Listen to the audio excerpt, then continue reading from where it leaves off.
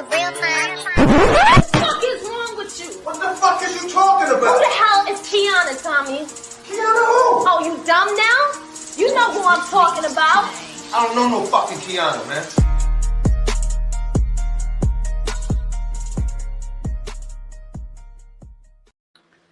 Thank y'all for tuning in to another episode of Talk is Cheap with Kiana J. I am your host, Kiana J, and we are here starting the show off with some gossip from allegedly Alexis. What's going on, girl? Okay, so starting over now. Five felony charges against Little Dirk after a 2019 shooting have been dropped. Back in 2019, when it first occurred, he surrendered to cops, maintaining his innocence, saying he has nothing to hide, he has nothing to run from. Now, the same case was involving him and the late rapper King Von. A lot of people are saying that it's mighty funny that 5 felony charges was dropped against him all at once. And now that King Von is dead, they're thinking that Little Dirk put the blame on King Von. I guess he does do that in his music, say how if he's involved in something, he puts the blame on the dead victim or the people who he was doing it with, but the dead people. So because you can't prosecute the dead. Exactly. You can't prosecute the dead. But that's still snitching though. It is, especially if that's your home. Like, damn, Von probably pissed the hell off if he blamed. You could just not say nothing. Like, but true. I guess. True, but he probably felt like if he didn't give King Von name, they still was gonna come after him. So he probably had to.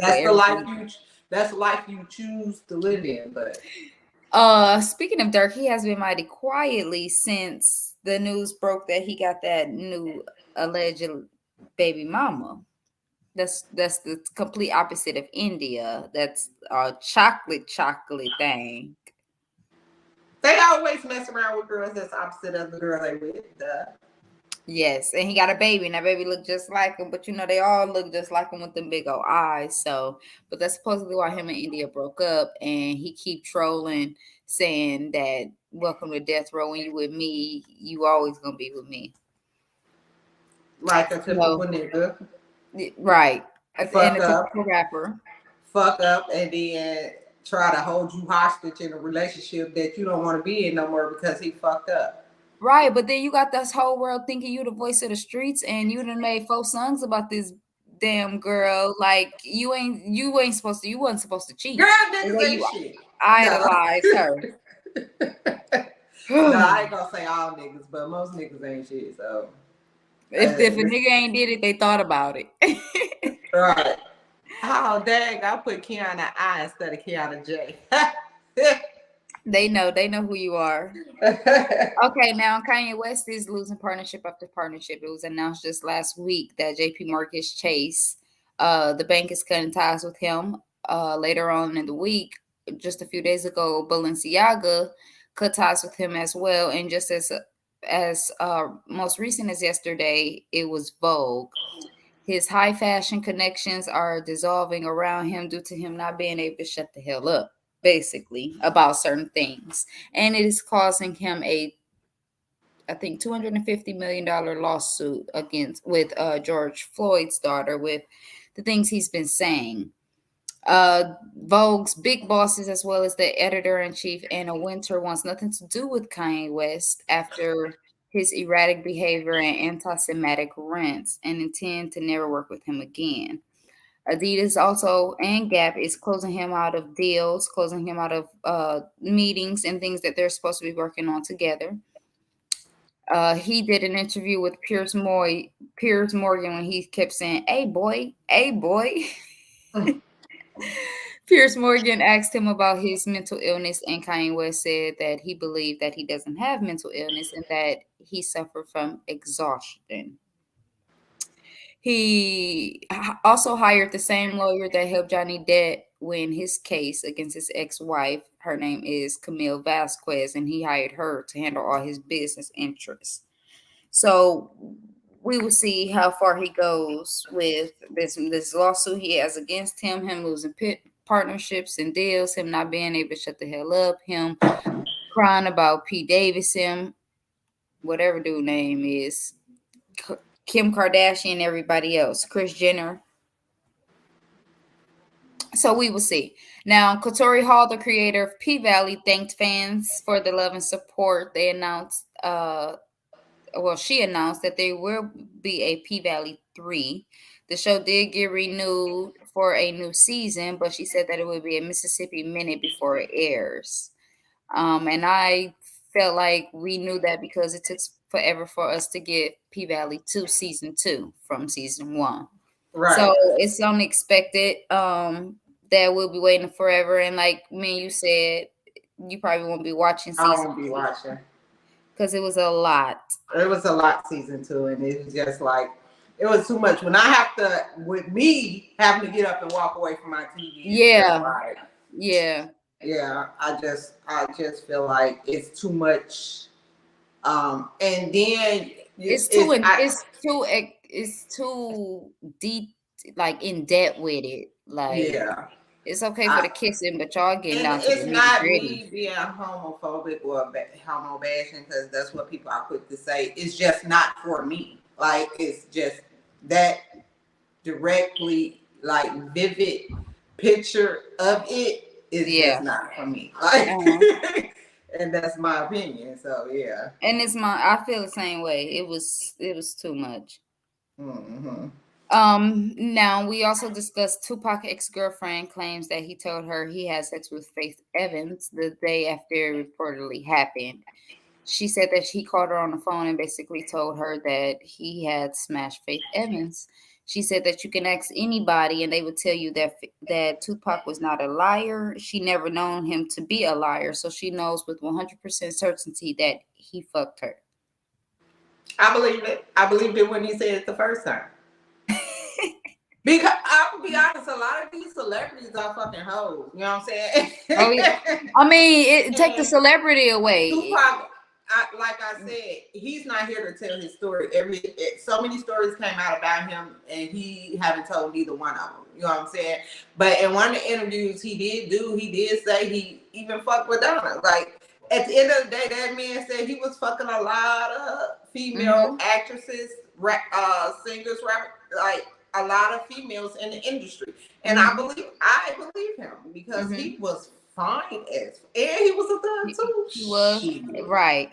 A rapper with his nose pierced, thug life, all of that. Yeah, baby. I bet she was getting all type of stuff thrown at him, baby. And then Faith, we got to think about where her mind was. Biggie was unfaithful. She was beating up females, catching him doing stuff, and sometimes women wanted he had a whole relationship going with Lil' Kim too. So right at that end, I think it was a get back for her. Right. Some people, but when it came out, they was in the middle of reconciling, but it was his worst enemy. So it was just like, it made it look bad, and I think that's why she probably never spoke on it too, because that was his worst enemy, and she was married to him.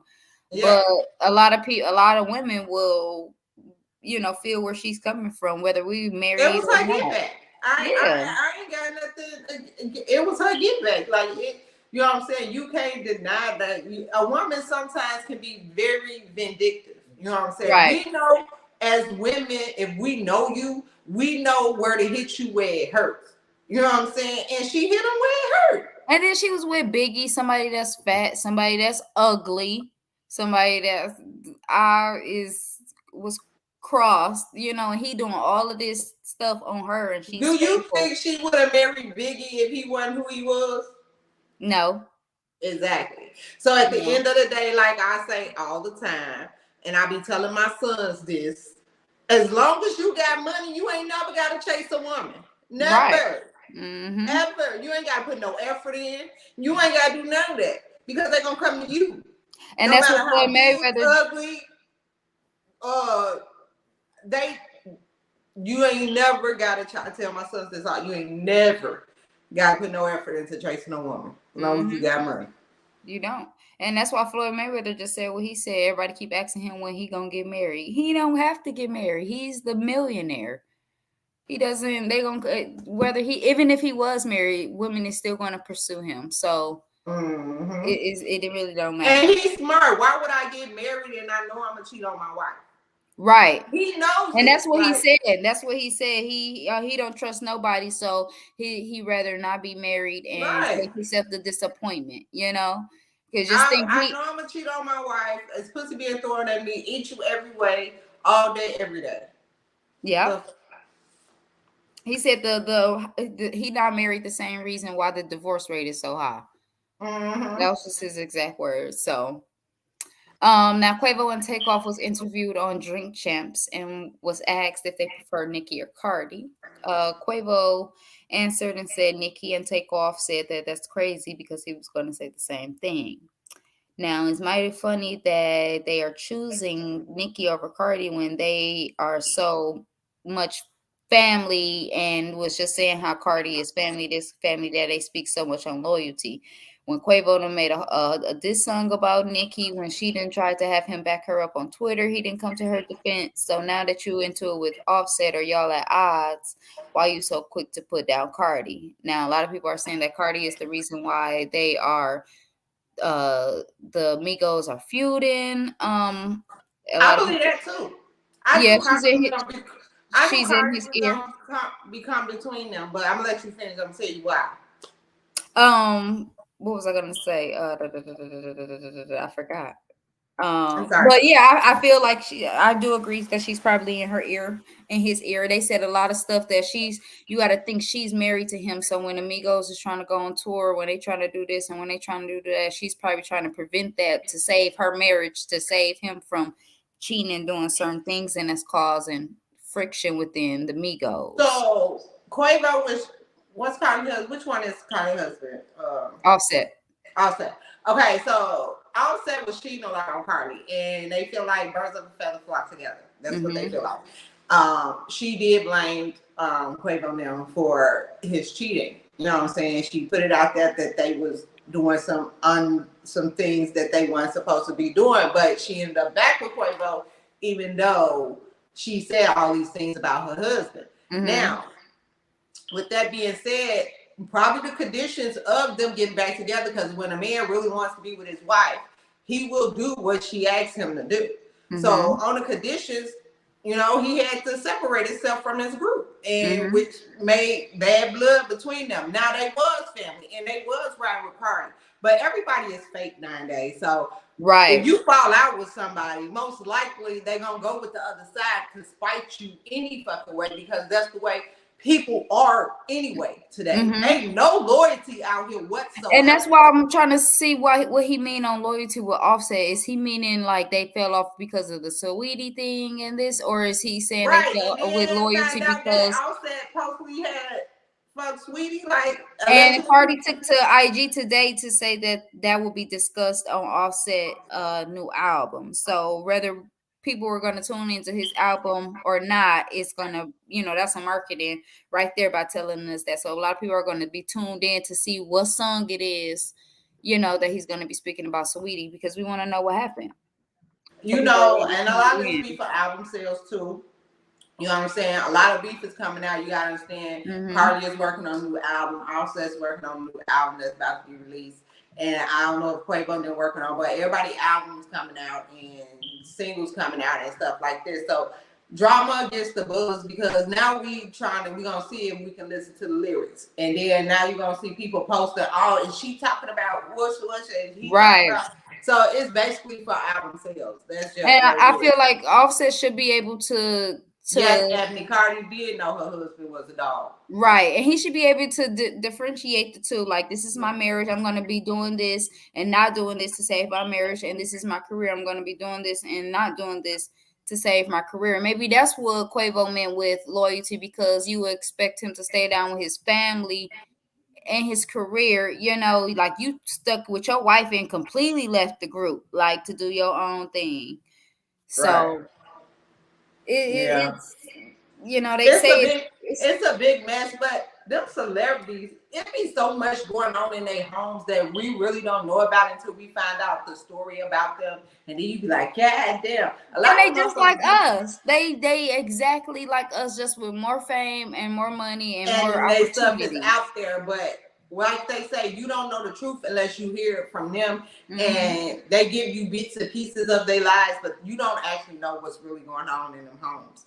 And then you be shocked when you really do find out, when one of them decide not caring what people think about them and actually decide to tell a story. Like I said, you always tell your story, because if you don't tell your story, somebody else gonna tell your story with their edits, and it's not gonna be as the way you lived it. You know what I'm saying? And that's why I told you earlier. That's why the new edition, the TLC biopics, is good. I love them because they were alive. And they were alive to put. Even though Left Eye is gone, still Chili and T-Boz is alive.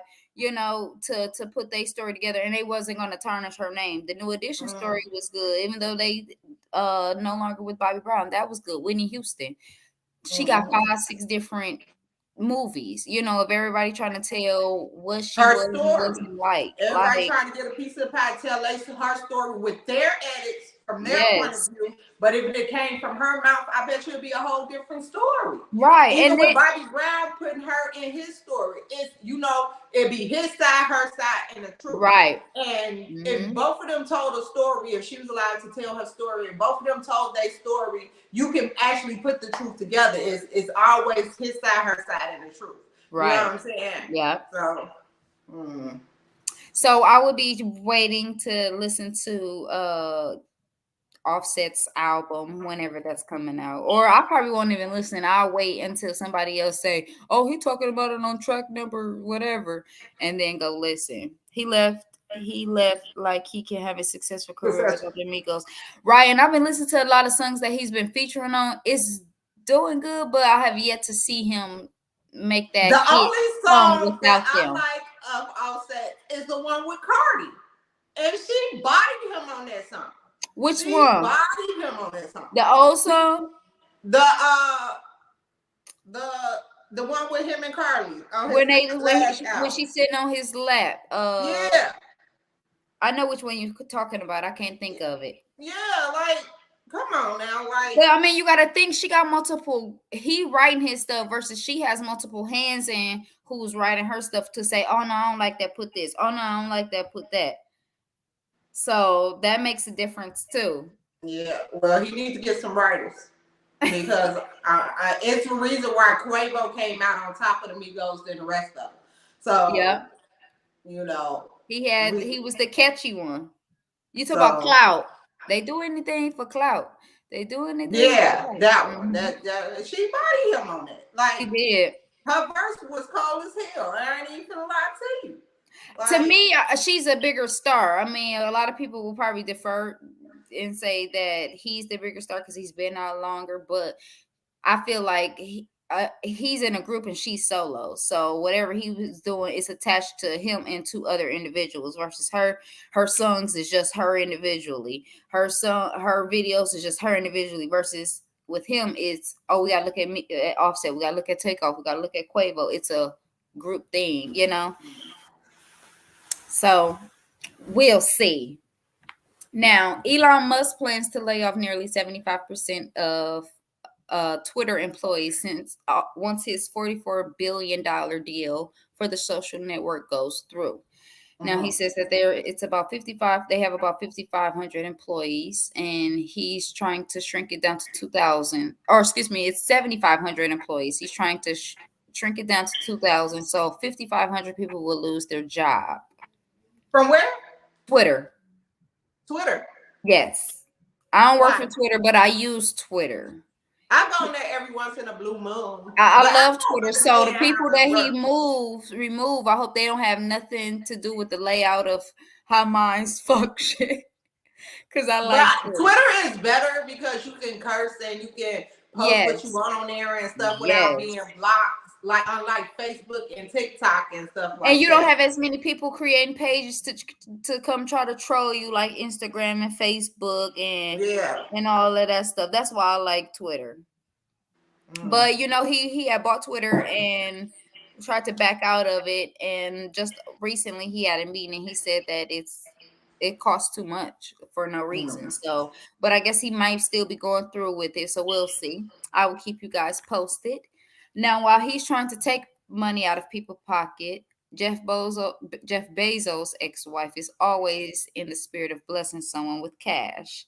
She donated $84.5 million to Girl Scout Cookies of USA, and that is the largest donation that they have ever received. She has given away $12 billion in the midst of the past 3 years. So, if y'all have any way to get me in contact with her, I will babysit her dog. I will go get her mail from the sidewalk. Anything.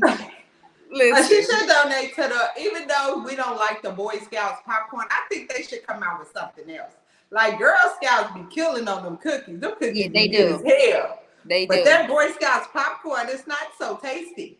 Maybe the Boy Scouts should do how the Christmas time do the mixture of the white cheese and caramel popcorn. They have to have it good. Yeah, like Garrett. Brand. Like Garrett. Right.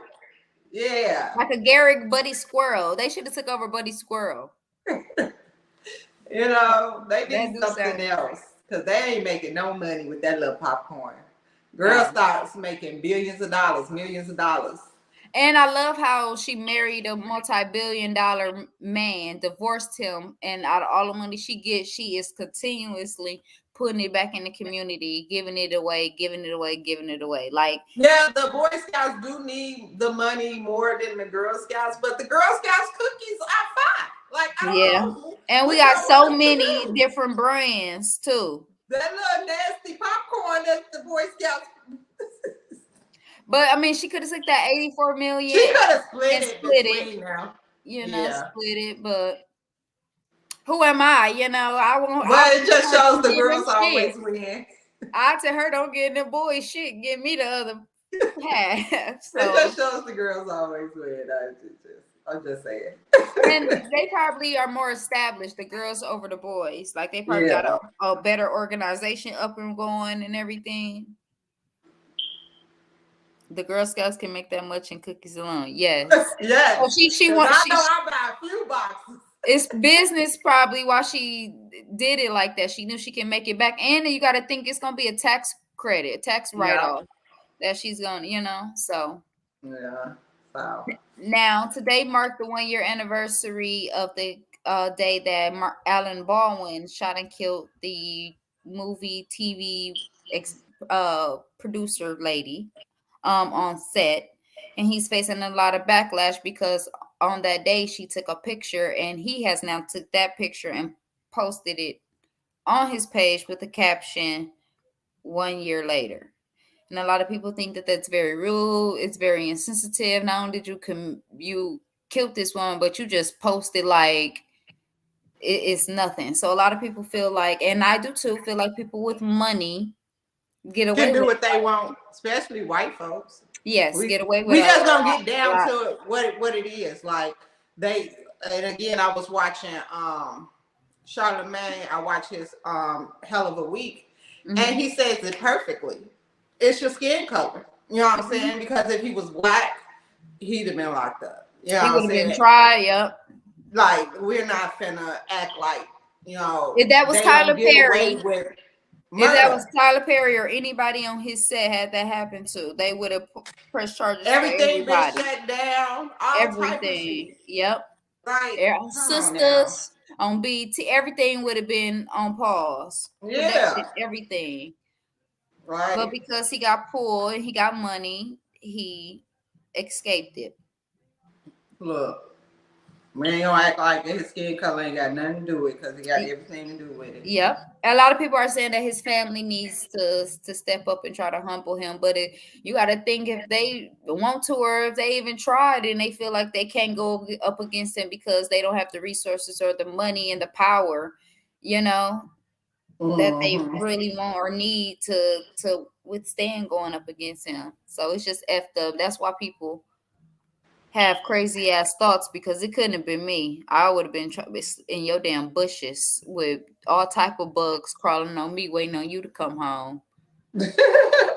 As easy as it is for people to get in these celebrities' yards, they done went on Chris Brown and the Baby and Drake yard and everything. I definitely would have got on Alec Baldwin yard.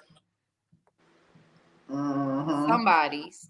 But that is all the news I have for this Sunday's allegedly Alexis. Thank you for coming back, girl. I appreciate it. You are welcome. Have a good one. Thank you. I'll talk to you later. All right, bye.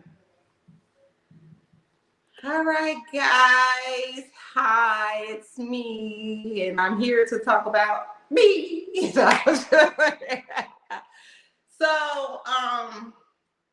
I don't know how I'm gonna start this because I wasn't gonna talk about this until my family brought it up in one of my podcasts, and a lot of people don't know this. Like a lot of people that I have in my life do not know this story about me, because this story started when I was very young, and as a young girl, I developed early, and I didn't look the age that I was. So the people that I hung out with was from 16 to 19. So we're going to start there. Okay. So let's get started. So I'm going to tell it like a story, but it's going to be like, it's really unbelievable. Like you really have to talk to the people that was actually there too, which is my little sisters, my mom, dad, stepmom, you know, who came at the end of it and stuff like that. You know, people I went to school with at that time, the people that I got involved with at that time, most of them probably dead. I think most of them are dead. Even the boyfriend at the time that got me involved, he's dead. So yeah. And it's crazy because, man, by the time I got to Mississippi, I had changed my whole life around. So let's get started on how Kiana was in a gang. Can you believe it? But that's kind of every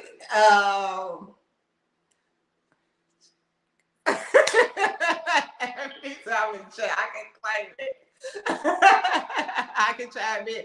Oh yeah, you know, definitely chime in, sister, if you want to, because we definitely it's crazy because how young I was, people don't believe the story, and because we didn't talk about it, because we didn't talk about it once I moved and on in life. Even my baby daddies and stuff don't know this. Like nobody knows this story because I chose not to talk about it. So I never brought it up because I don't know if I don't think I was ashamed of it because it was part of my life, but it was just like once I had my kids, I didn't want people when I moved to know me as that, you know, I want to be a different person. And I remember I always say I'm a different person everywhere I go. And when I literally say, do you know who I am? I'm not saying it to be I'm saying it to like, you really don't know who I am. Like for real. I had a whole different life at a young age, and I'm about to tell y'all about it. So at the age of 13, I was living with my mom, and I was going through some stuff, you know, as a teenager. You know, teenagers go through things, and, you know, I was going through things in and out the house or whatever. My siblings was very, very young at that time. I was tall. I was very tall. And I had boobs. I had the boobs by the time I was 10 years old. So at the time, I wasn't supposed to have a boyfriend then. But I wasn't supposed to date until I was 16. But you know, it's little fast girls. You know what I'm saying? I had a boyfriend. I actually had two boyfriends. I had a boyfriend outside of school, and I had a boyfriend inside of school. Okay. Now, my boyfriend outside school, his name was Punkin. Okay. He was involved in the game called the Almighty Vice Lord. the branch of the CBLs. Okay, that was my outside boyfriend. Then I had a boyfriend in school that was all about books and stuff like that. His name was Earl. So yeah, okay. So Pumpkin is the one I spent the most time with because he was a little rough around the edges. He wasn't the cutest thing.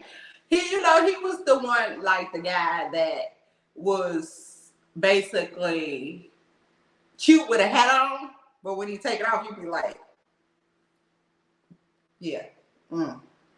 But it was the way he carried himself that attracted me to him. Us young girls, we liked thugs and stuff at that time. So at the age of 13, I was dating this guy named Pumpkin. Okay. Now, Pumpkin was very, very in the streets. Okay. He was I think Pumpkin was like 16 years old at the time. You said he was ugly.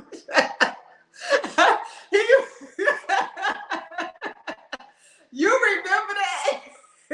I didn't know if y'all remember the podcast.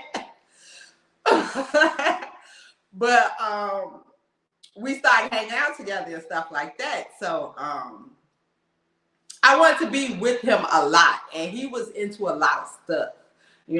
Us girls falling, and the stuff they was doing I thought was fun and stuff. And I was kind of rough around the edges. Like now I'm still kind of rough around the edges.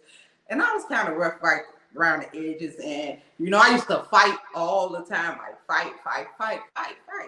So me and him was sitting down one day. And there's not many girls in this gang in that area. I think I was one of the first. So me and him was sitting down one day, and he was like, I was talking to the guys or whatever, and we think you should join.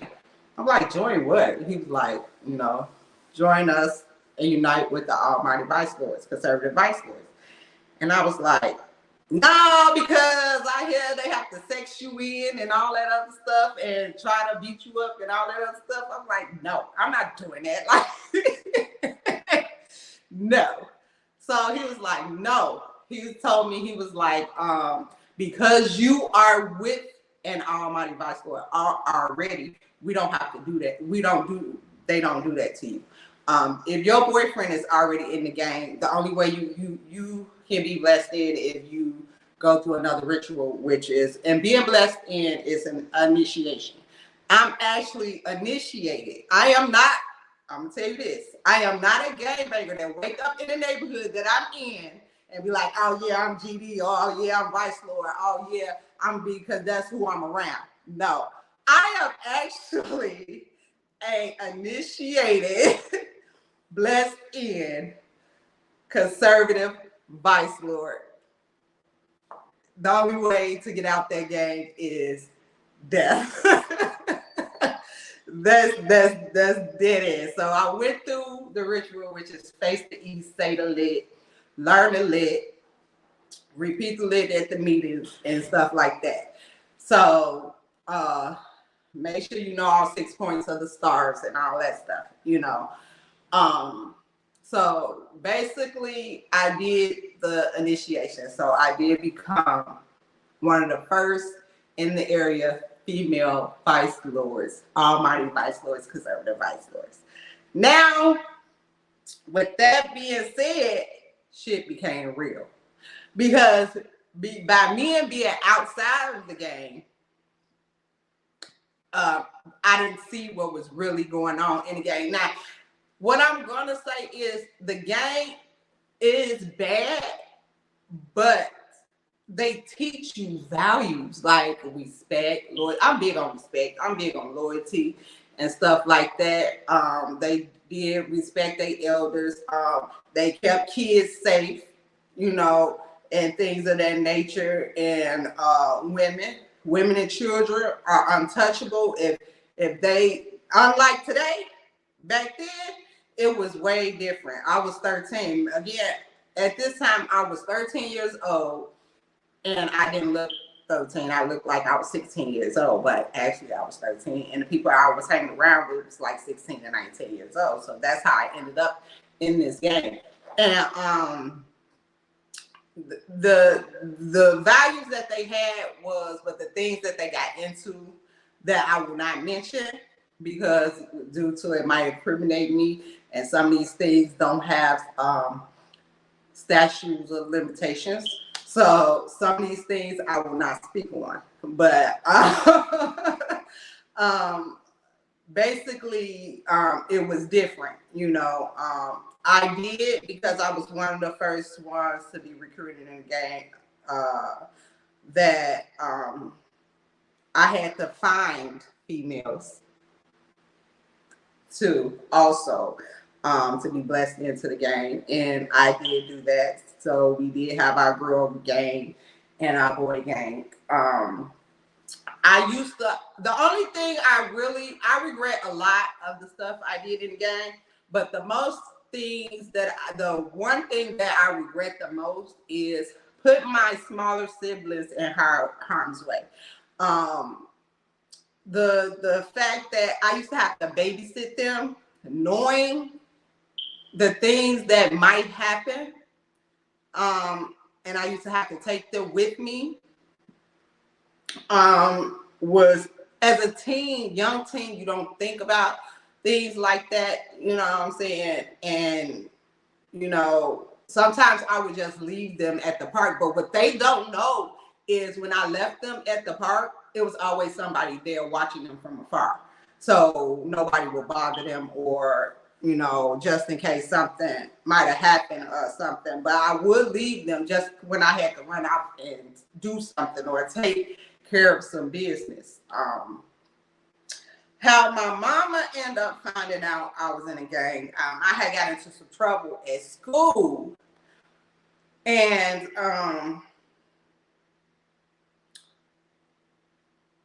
my teacher told her, because I used to have my mama buy me gang clothes, like gang color clothes. Like, she didn't know that she was buying gang colors, but I used to have her, like, my pullover hoodies. Back then we wore pullover hoodies with gang colors. My shoes matched gang colors and stuff. So when she came up to school, my teacher ended up telling her, like, do you know that your daughter's in a gang? And then my mom was like, what you mean? She in a gang? What, you know? And he was like, look at what she got on. And he was pointing to my clothes or whatever. And then, and she looked and she was like, what? He was like, those are gang affiliated colors. And then she looked at me, and I didn't look at her, because while you could tell out your provision, your side, that, you know, that you in deep shit, you know. But yeah, she found out that day, and I think that's the day that she had just stopped, you know, buying, you know, stuff for me, because she was like, we said, okay, that's reassuring. She had stopped buying that stuff for me because of that reason. So Punky ended up used to have to buy my stuff for me.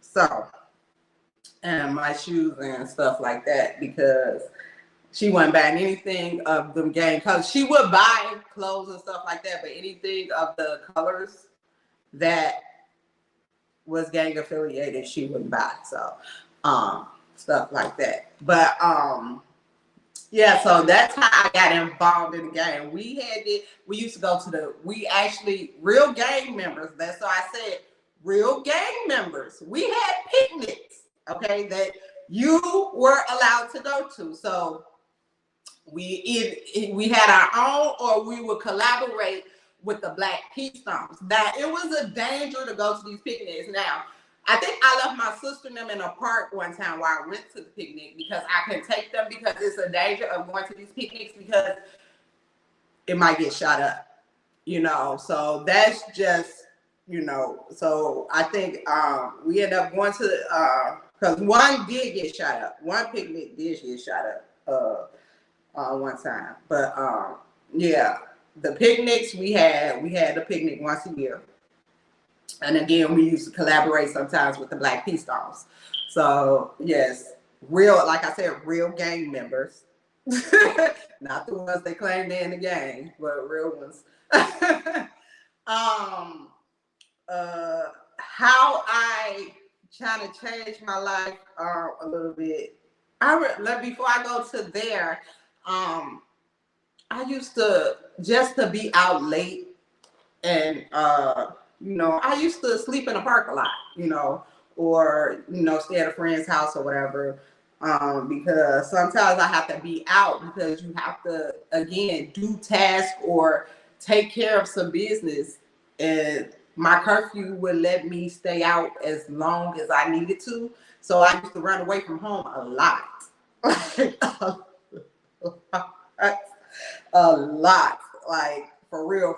Like I would come home like Sunday, and you got again. I'm only 13. Like I'm 13 years old, but back then I was kind of nuts. So I was crazy. I was always in trouble. I was always fighting. I was mad. I was angry. I was mean. I was horrible. Like I was a horrible teen. I ain't even feel like to you. I was horrible, and it's crazy because I never spoke about this, and my sister was like, "You ain't never told your kids the stories or nothing." No, because now I'm telling them because they're grown. They're past the ages of getting in that type of trouble. Even with my son going to prison, I have did worse stuff than he did. He just got caught.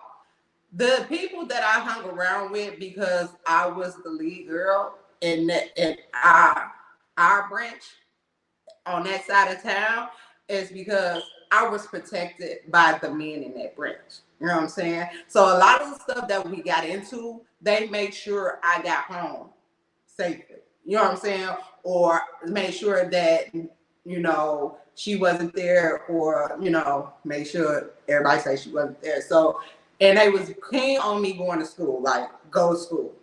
Like you gotta go to school, like stuff like that. They always made sure. That's why I'm always about, being protected by men. Like some of my male friends, you know what I'm saying? They wouldn't know how to protect me. You know what I'm saying? Because they feel like certain things are small. And I feel like certain things that they should protect me from, like another man calling me out my name or something like that, you should handle it.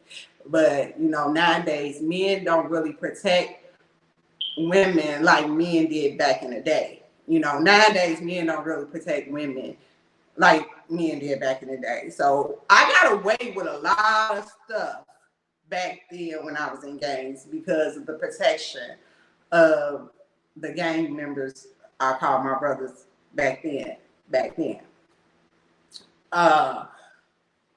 So that's how I was able to escape a lot of the stuff that, I got involved with that I would not say because it still can incriminate me in the court of law, and, it don't have statute of limitations. So, and I do apologize if anybody was hurt or, and all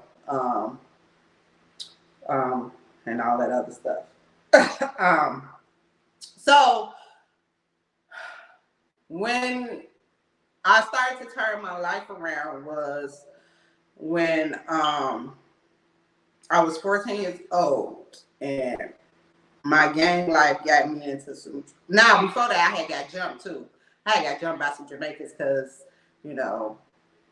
which I was like, that really, really messed me up. But I got jumped after school. But me changing my life is I had to go live with my daddy. I had got into some trouble. So it was brought up on my podcast to a couple of weeks ago that I robbed our house. Technically, like I say, it be edits to the story, I'm not going to mention all of it, but some of it's true. Like, I did rob our house. I did.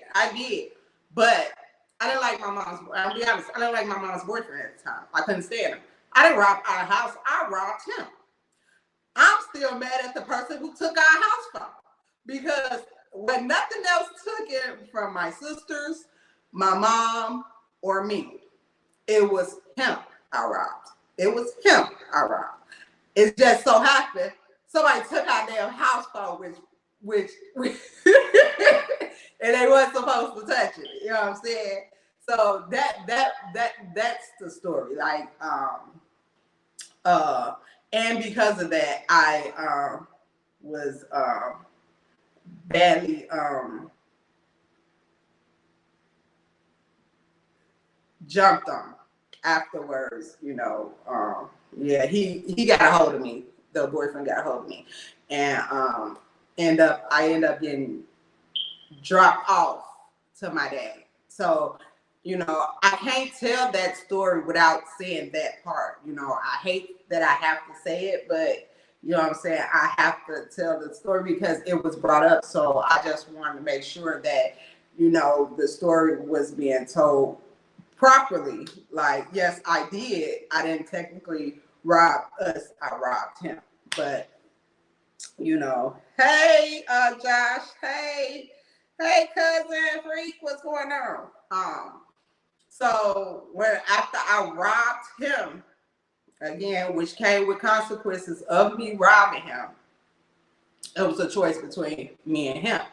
And it was me. So basically, I ended up with my dad, dropped off to him, you know. And again, he knew what was going on. My mom called her. My dad, okay, before I went to my dad, though, my mom tried, before I robbed the boyfriend, my mom, before I got into all that trouble, my mom tried to ship me to my grandmother. And I went out there and I stayed a week. And I think I had got into a fight that week I was there at a jewel. Yeah, I did. Yeah, I did. And my grandma sent me back to my mama. And you know, you a terrible child when your grandma was like, because your grandma usually can, you know, handle it. And my grandma was mean too on my mama's side. She was real mean. But when she said, I can't do her. She was like, no, I can't do her. I was sent back. So that I was sent back. And then that's when, you know, things got worse with me because it just felt like, okay, nobody can handle me. You know what I'm saying? And at the end of the day, it was just like I could do what I want to do. You know, so I was making problems in school. I was making problems in the street. You know, I even got my little sister hit by a car in a place I wasn't supposed to be in. Got her tooth knocked out. She just got that tooth fixed some years ago. But, you know, my and again, like I said, I put my little siblings in a lot of harm's way at that time. At the age of 13, you know, it was hard. So I end up going to my dad, and I was still kind of in a gang life, not knowing how to adjust to the new life. Again, like I said, I'm a different person, different person. When I'm in Chicago, I'm a whole different person. I'm aggressive. It's for some reason, every time I go, I always end up in a fight because I just feel like the people now are so disrespectful, you know. So I'm very aggressive when I'm there. Like, I'm very aggressive when I'm there. So when I was 14 and I ended up at my dad's, and I'm trying to adjust. Now, imagine when I first get there, I don't know, some of y'all know I have a brother named Jay. Okay. I know, Josh. It is crazy how calm I am. Calm down. I'm gonna get to it compared to this. And I still pop off quick. And that's why when people don't, Josh, the reason I'm telling the story because I still have these tendencies in me, and some people don't understand like the lifestyle that you come from. And like I was saying before, I am a real life initiated gang member. I am not a gang member that woke up and was like, oh, I live in this neighborhood, I'm gonna become what this neighborhood is. No, I had to be initiated like into the game at the age of 13. I don't see why I put this up.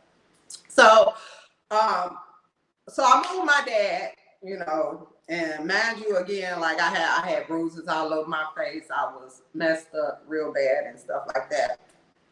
When I first moved in, my brother was GD. Now in gangs, your family is it don't matter. And I'm gonna be honest, people have been killed, brothers, sisters, cousins in the same family because of gang affiliation. And that's just what it is. At the end of the day, the gang is your family. That's just what it is. And family loyalty, the gang is your family. So that's the mentality I had at the age of 14 when I moved with my dad. So my brother didn't like me coming into the dope as it is. When I popped up over there, you know what I'm saying? He was GD, and then our rooms was right next to each other. So my stepmom, I have to really tell y'all this story, but me and him had the worst fights ever. Like, furniture was being thrown, the house was being torn up, we was going at it. And I talked to him about this when I was just down there for homecoming. And I was like, what was it? He was like, them niggas in Chicago had you thinking that you can act the way they act. And yeah, I think it was more of me invading his space because he always was with my dad. You know, he always been with my dad since he was a little boy. To me coming in, I'm in a different game, and I thought I was tough, which I still think I am. You know what I'm saying? And me just coming in there, and I'm the big sister. Like, I'm still the oldest. Like, you, what you gonna do about it? Like, that's how I was. Melanie was here last week on the show, and she was telling y'all when I first got to school. Now, the way I dressed back there, it was basically bandanas, baggy pants, flannel jackets. That's the basically. What you want to stand up? I'm not done cooking. Go sit down. I'm finna finish cooking when I'm done. Okay. So the way I used to dress was baggy jeans, flannel bandanas, and flannel jackets, which was and halters. You know, I was real. I was real like that. My little sister Amy used to call me, you used to look like Aaliyah. And then my friend Melanie, that's how I went to school or stuff like that. And she was like, I thought my friend was cool. Like, she was so cool. She was out bandanas and stuff like that. And everywhere I moved, you know, people used to always try me. And it's funny because, you know, at this time, it's just like, I was like, you don't know who I am to try me. You know, I can, you know, technically take your life and not think nothing else about it. You know what I'm saying? That was my thought process. You know, but, you know, that's the way, you know, I thought, you know, but, you know, little fights here and there, you know, and stuff like that. When I got my dad, I slowly changed my life. Before, I was with my dad in Milwaukee, 8th grade, a little bit of 9th. And we had to move to Mississippi. I was determined when I went to Mississippi that I was going to reinvent myself. And it's crazy because you think about, like, I have seen and done more from 13 to 15 than adults have ever seen and done in their life. You know what I'm saying? And that be so astonishing to me because it's just like I didn't like telling the story because they bring back good memories and they bring back bad memories. You know what I'm saying? And it's just like from 13 to 15, Yes, my dad in Mississippi saved my life. From 13 to 15, it was a lot going on in a teenage girl life that shouldn't have been going on in her life. That's what I'm trying to say. You know what I'm saying? What people don't understand is the person I am today is not the person you would think I would ever been back then. You know what I'm saying? And when I tell my story to some of the people, like my friends, the people that I trusted with my story, they be shocked because they be like, I don't believe it. Like, you know, and it's like, yeah. It's crazy. It's crazy. And it's crazy on how you get involved. It's always because of a boy. I get involved because of a boy. You know? And my school boyfriend, he was cool, but he didn't come out much. You know what I'm saying? He was about books and stuff. But the one that was in the street caught my attention, and I wanted to be with him more. You know what I'm saying? Like, me and Pumpkin had been through a lot in that little year that we was together. You know what I'm saying? God rest his soul, rest in peace. But that was my nigga. You know what I'm saying? That was my dude. You know what I'm saying? He wasn't just my boyfriend. He was my friend. And he was my protector. And he made sure that I was safe at all times. You know, he was older than me. But, you know what I'm saying? That's what it is. And I look for that in a lot of people when it comes to men. And I just feel like that just it's not given. You know, nowadays with men, you know what I'm saying? So, yeah, I know I'm friendly now, but I was mean and bad back then. Gosh, I was horrible. So, when I went to Mississippi, I moved. My dad, we had to move from Milwaukee to Mississippi. It was me and my brother. So imagine going to a new state, a new school, and you by yourself. Okay. I didn't move down there with sisters. I didn't move down there with family, cousins, and stuff like that. Everybody, I'm the oldest. I'm the oldest of most of my cousins. I'm the oldest of my siblings. So everybody was very younger. So I said, I'm going to reinvent myself. Like, you know, I'm going to become a different person. So I never spoke about my gang life when I got down there. You know what I'm saying? And it's crazy because I always felt like people tried me down there too. And it's like, it's okay to try the people you grew up with. But somebody you don't know what they've been through. You know what I'm saying? For you to just feel like you could try to pick on them. You know what I'm saying? So I had, my first year there was a hell of a fight. But I came out on top. I came out on top. So, you know, but at the end of the day, shit, it is what it is. But I never mentioned the fact when I was in Mississippi ever that I was in a gang. I was listening to a gang. Ever. My baby daddy never knew. Never talked about it. They knew I was a little rough around the edges. I'm not your typical girl. I tell everybody that I don't carry bags. You know what I'm saying? I just started wearing wigs some years ago, and I just started getting my nails done by my sister. You know what I'm saying? They not done now because she's not here. So, that's I'm not your. I don't like carrying purses. I'm not your typical girly girl, and that's just gonna always be me. You know what I'm saying? And I'm not gay. I love me some dick, even though I ain't had none in a year, but at the end of the day, I'm just not your typical girl. I am rough around the edges. I am a little rougher than most female. Exactly. But that taught me too how to be protective. I'm very protective over anybody I love. My siblings, my cousins. My siblings will call me quick, fast, and hurry. My cousins never call me and be like, "Cuz, what you want to do? We gonna move when you want to move."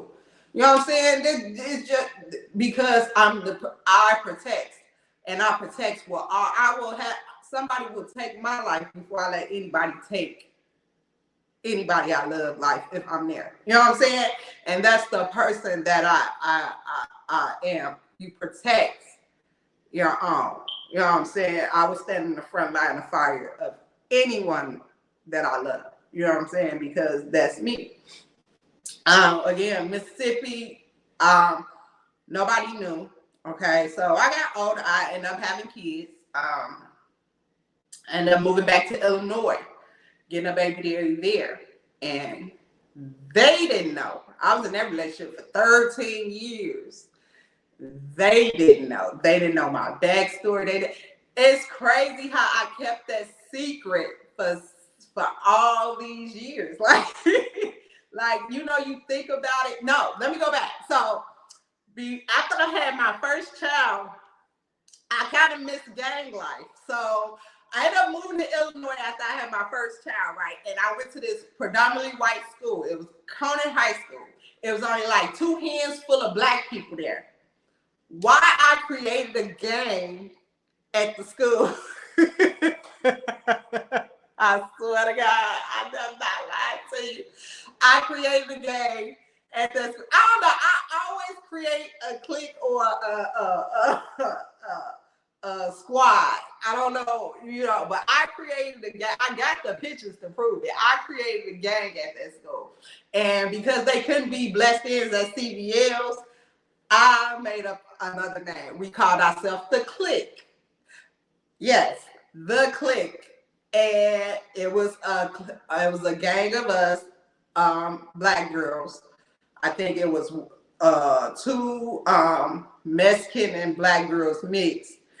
And they were sisters. I had one mixed white and black girl, Latrice, Stephanie.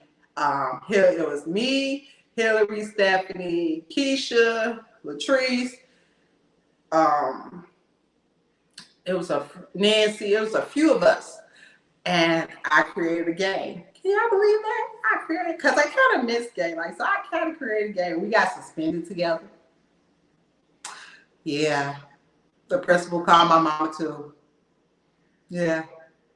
That was after I had my first child. So I had left Mississippi. After I had my first child, I was like 17. I was a senior high school at this time. And I was trying to finish my high school year, but I finished it at another school. So yeah, that's how that went. But I ended up moving back to Mississippi. I ended up having my second child. And that's how that happened. That was funny. I had to remember that. They tried to expel me. He told my mom if I got suspended one more time, I wouldn't be able to come back to that school. And it's crazy because being black in a mostly white school, and then you get all the black people together, like, you know what I'm saying, to, come together. It was a problem, and that's what I did. Like, we was lit up in there. I ain't gonna lie. We kind of turned that little white school out a little bit, Now it's a little hood school, a little bit. We did. So I ended up going back to Mississippi, had my second child, and then I ended up back in Illinois when I had my third child again. I was in that relationship for 13 years. They never knew.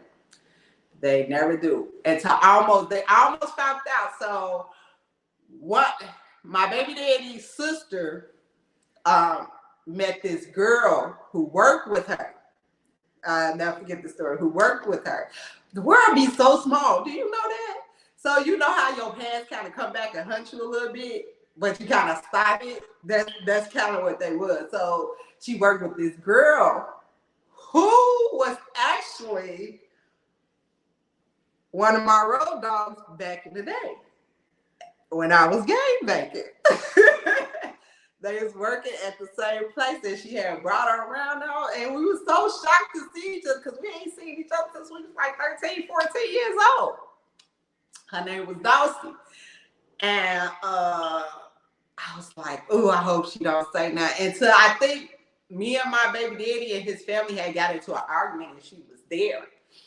And she was like, she had pulled me outside. And they had came out with her because she was telling me to calm down. Because she knew how I was back then.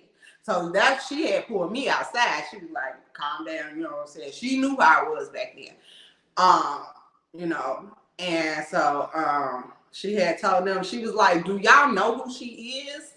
And I had to tap her like, no, don't say nothing. You know what I'm saying? Like, no, like, don't say nothing. And then she was like, they don't know? I was like, no, they don't know. And then she was like, she told them exactly like, y'all better leave that girl alone. Yeah, y'all don't know who she is, and I'm just leaving it at that. But yeah, that life, I just feel like telling this story now is very, very important because it's some people, I want my story to be told from my mouth. Okay. I don't want nobody else to tell my story from their mouth with their edits, you know. And that's not even all the story. It's just an outline of what life was kind of like a little bit. My life can be made into a book. And if my children decide to do that, they can sit down with me and ask me detail from detail, and I will tell them. Because I just feel like, again, me at the age from 13 to 15, going through what I went through and doing the things that I did, being initiated into a gang, was very, very a lot for a girl at that age, you know. And it's the story to be told of the unbelievable story, but it's a true story. And it's a lot of girls that have been through that with me, or who don't know me have gone through things like that. And my life has completely did a 160. Now, technically, because I'm not dead, I am technically still an almighty conservative vice lord, but I don't carry myself that way. I don't claim that anymore. My life is different now. I do still carry some of the values that they did teach me, though. The loyalty, respect, family, love, you know, and all that stuff. All 6 points of the star, I do carry all 6 points of the star with me always, because those are values that I try to teach anyway. I'm very strong on those values, because they are values that people don't even hold anymore, you know. And it's just like, them are the values that people respect out of you. And so that's me. But they did teach me, and again, it got me into a lot of trouble. I'm not saying this for people to be like, oh, it was no. God had another plan for me, and he made sure that I didn't end up dead or in jail. That was, and I'm very grateful and thankful that I did not, you know, end up dead or in jail. The people that I did have around me was very, again, protective over me. Now, they took that respect and loyalty to a whole nother level when it came to me. So that alone was a protection of making sure that I try to change my life. They didn't know that they was helping me to change my life, but they did. And if I didn't, you know, rob the house, I wouldn't have ended up with my father, and I wouldn't have ended up the person I am today. So yeah, I always say my dad changed my life drastically. He saved my life. And he did tell me when I got there, like, the shit you doing now stops here, you know. And it took me a while to adjust to a different type of life, you know, a different type of situation, you know. But one thing he never had to do was put his hands on me or, you know, do anything that made me feel like I wasn't worthy.